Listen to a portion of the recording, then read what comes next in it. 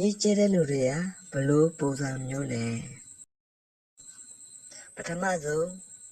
ကျွန်တော်တို့ပေါင်းကြည့်မှာတွေ့ရတဲ့ရေးကျတဲ့လူတွေကနံပါတ်1သူတို့ကဆိုလို့ရှိရင်ဘယ်မလိုက်ပဲနဲ့အသိဉာဏ်ရှိရှိစိုးဖြတ်တတ်ကြတယ်နံပါတ်2ချက်ရတော့တာဝန်ယူတာဝန်ခံစိတ်ရှိပြီးသူများကိုအပြစ်မတင်ဘဲနဲ့ကိုယ်မကိုယ်ခံရတဲ့တတိသူတို့မှာရှိတယ်နံပါတ်3အချက်ကတော့သူများပြောဆိုချင်မြင်ချက်တွေကိုခေါင်းထဲမထားဘဲနဲ့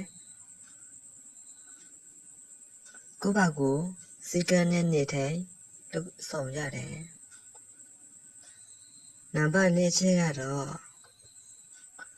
လူများနဲ့လည်းမပေါင်းဘဲနဲ့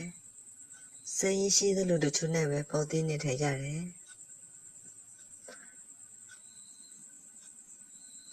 နံပါတ်5ချက်ကတော့အချိန်မပြောဘူးလို့စရာရှိတာကိုလုပ်တယ်သူများနဲ့မပြေဘဲနဲ့ကိုယ့်ဘာကိုကြိုက်ဆိုင်နေကြတဲ့လူတွေဖြစ်တယ်နံပါတ်6ချက်ကတော့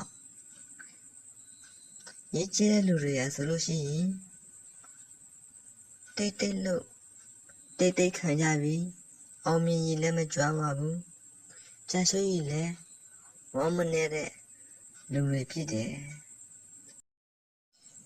ဒီနေ့ရောဘယ်နှချက်ကညီမှုရှိပါသလဲ